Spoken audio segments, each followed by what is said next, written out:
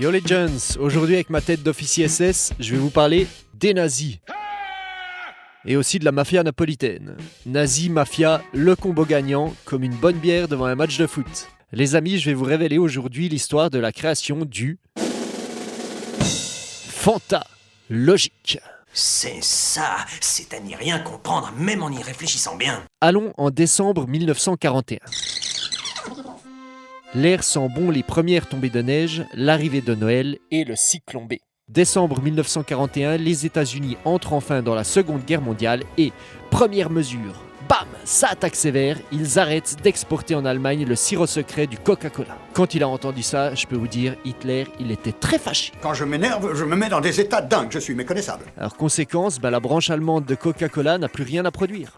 À part de l'eau en bouteille, logique, mais bon, dans les années 40, les gens étaient certes un peu nazis, mais ils étaient quand même pas assez cons pour acheter de la flotte 120 fois le prix qu'elle coûte au robinet. Absolument. Et je sais de quoi je parle, mes ancêtres étaient propriétaires des sources d'Évian, et ils ont vendu à l'époque où ça valait rien, c'est con, donc cette blague a pour moi un petit goût amer.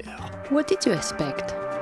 Bref, pour continuer de faire tourner l'usine, le patron de Coca-Cola Allemagne, dénommé Max Kate, décide de créer une limonade de substitution fabriquée uniquement avec des produits disponibles en Allemagne, c'est-à-dire de l'eau, des cheveux et des ossements. Maintenant, étrangle-toi! Si vous avez la ref, elle pique un peu celle-là, Et si vous l'avez pas, allez sur Wikipédia, bande d'incultes. Chef, oui, chef!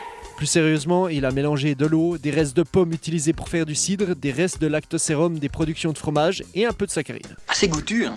Ça a du retour. Franchement, j'ai limite plus envie de goûter la première recette. Mais bon, n'oubliez pas que cette invention s'adressait au marché allemand et que les Allemands sont une race différente. Oui, certes comme nous, ils possèdent l'ouïe, la vue, l'odorat et le toucher, mais eux, ils ont pas le goût. C'est du steak avec des boulettes entre les doigts de pied. C'est un bon goût.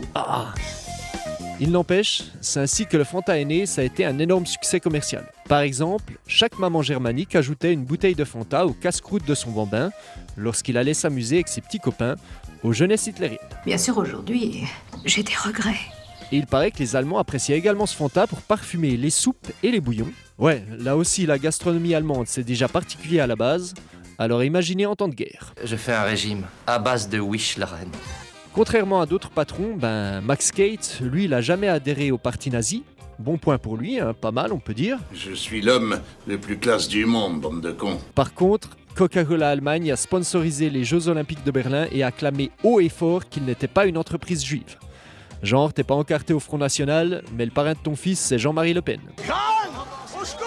Là, Alex, tu vas me dire, sympatoche ton histoire de fromage et de pommes, mais le Fanta, c'est à l'orange. Et je te réponds que c'est une très bonne remarque, et que c'est grâce à ce genre d'intervention que tu mérites ta place dans l'émission. Super balèze. En fait, le Fanta orange a été inventé après, en 1955, et pas en Allemagne, mais à Naples. D'où la référence à la mafia dans mon intro. En vrai, je sais pas si la mafia napolitaine a eu un rôle à jouer dans la création du Fanta, mais voilà, c'était plus sexy pour la chronique. Ah oui. Et puis bon, parler de Naples sans mentionner la mafia, c'est un peu comme parler du 9-3 en France sans faire référence à Daesh. Mais aucun problème. Retournons en Allemagne.